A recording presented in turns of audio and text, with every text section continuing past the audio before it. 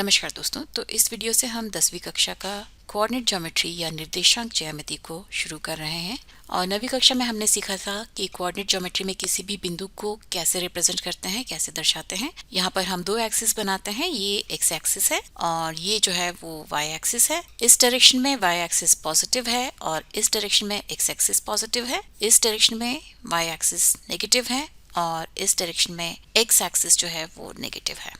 ठीक है, तो किसी भी बिंदु को दर्शाने के लिए हम उसके एक्स एंड वाई कोऑर्डिनेट्स जो है वो लिख देते हैं और हमें पता चल जाता है कि एग्जैक्टली वो बिंदु कहाँ पर है। मान लीजिए कि यदि हम इस बिंदु की बात करें और ये जो है वो 1 2 3 4 5 6 इस तरह से है और ये यहाँ पर 1 2 3 4 5 6 है।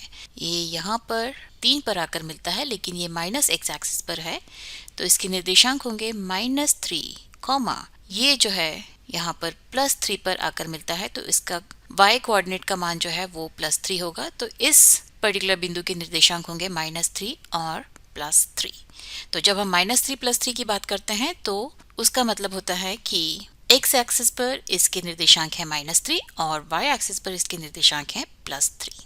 ठीक है, हमेशा ही हम इसी ऑर्डर में लिखते हैं x और y के फॉर्म में। ये जो बिंदु है जहां पर दोनों एक्सिस एक दूसरे को इंटरसेक्ट करते हैं, यहाँ पर दोनों ही अक्षों का जो मान है वो 0 0 के बराबर होता है, तो इसे हम मूल बिंदु या ओरिजिन भी कहते हैं। और इस बिंदु के निर्देशांक जो है वो हमेशा ही 0 0 होते हैं।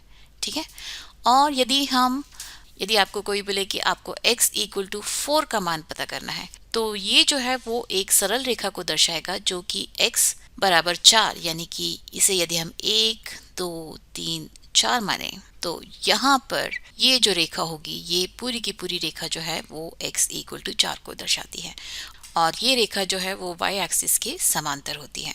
और उसी तरह से यदि हम बात करें y = 4 की या y = 3 की, तो वो जो है वो ये रेखा होगी और ये रेखा जो है वो x एक्सिस के समांतर होगी।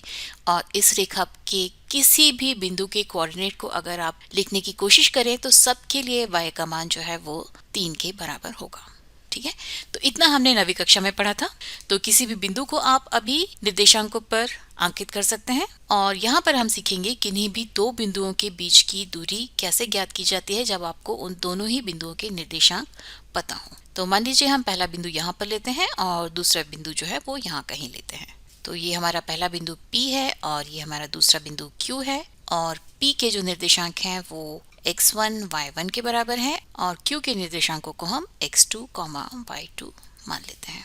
ठीक है, इसके निर्देशांक x1 y1 है, मतलब कि इस बिंदु से यदि आप x एक्सिस पर लंब डालते हैं तो वो यहाँ पर जाकर मिलता है और यहाँ पर इतनी दूरी जो है वो x1 के बराबर है, या स्केल पे इस पॉइंट को आप x1 लिख सकते हैं। और ये पॉइंट जो है y एक्सिस पर y1 को रिप्रेजेंट करेगा, यानी कि 0 0 से इस बिंदु तक की दूरी y1 है और 0 0 से इस बिंदु तक की दूरी जो है वो x1 है। और उसी प्रकार से हम यदि बिंदु q के कोऑर्डिनेट्स की बात करें तो इसके कोऑर्डिनेट्स है x2, मतलब कि इस बिंदु से x एक्सिस पर जब आप लंब खींचते हैं तो मूल बिंदु या ओरिजिन से उसकी दूरी जो है वो x2 के बराबर होती है। और जब इस बिंदु से आप y एक्सिस पर लंब खींचते हैं तो ओरिजिन या 0 0 से उसकी दूरी जो है वो y2 के बराबर होती है। ठीक है, और अभी हम क्या करेंगे कि इस बिंदु P से ये जो रेखा हमने यहाँ पर खींची है उस पर एक लंब खींचते हैं, तो वो जो है वो कुछ इस तरह से दिखेगा। ये 90 डिग्री है और इस बिंदु को यदि हम नाम दे दें M, तो हमारे पास PQM जो है वो एक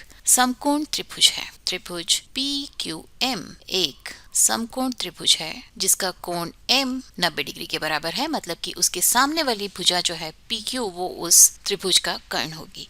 यदि PM की हम बात करें तो PM की लंबाई जो है वो x2 माइनस x1 के बराबर होगी, क्योंकि PM की लंबाई जो है वो इस बिंदु और इस बिंदु के बीच की दूरी के बराबर होगी। और ये लंबाई जो है वो x2 जो कि 0 0 से लेके इस बिंदु तक की दूरी है, माइनस x1 जो कि 0 0 से लेके इस बिंदु तक की दूरी है, उसके बराबर होगी।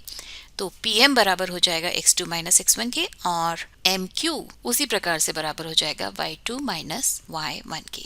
0 0 से लेके यहाँ तक की दूरी जो है वो y2 के बराबर है और 0 0 से यहाँ तक की दूरी y1 के बराबर है। तो ये बची हुई दूरी जो कि क्यू एम के बराबर भी है वो बराबर हो जाएगी y2 माइनस y1 के। और इस समकोण त्रिभुज में हम पाइथागोरस थ्योरम का यदि उपयोग करें तो पी क्यू का वर्ग बराबर हो जाएगा पी एम के वर्ग प्लस एम क्यू के वर्ग के। पी एम और एम क्यू का मान यदि हम यहाँ रख दें तो ये बराबर हो जाएगा x2 minus x1 whole square plus y2 minus y1 whole square के। तो ये मान हुआ पी क्यू स्क्वायर का, मतलब पी क्यू बराबर हो जाएगा square root of x2 minus x1 whole square plus y2 minus y1 whole square के। तो किन्हीं भी दो बिंदु जिनकी निर्देशांक x1 y1 है और x2 y2 है, उनके बीच की दूरी जो है वो आप इस फॉर्मूले का उपयोग करके निकाल सकते हैं। तो इस वीडियो के लिए सिर्फ इतना ही, और अगले वीडियो में हम सीखेंगे कि किन्हीं भी दो बिंदुओं को मिलाने वाली रेखा को एक दिए हुए अनुपात में विभाजित करने वाले बिंदु के निर्देशांक आप कैसे ज्ञात कर सकते हैं। तो तब तक के लिए आप मैथ्स स्मार्ट हिंदी देखते रहिए, उसे सब्सक्राइब कीजिए और नोटिफिकेशन बेल बजाना मत भूलिए, क्योंकि तभी आपको पता चलेगा कि मेरा अगला वीडियो कब आने वाला है।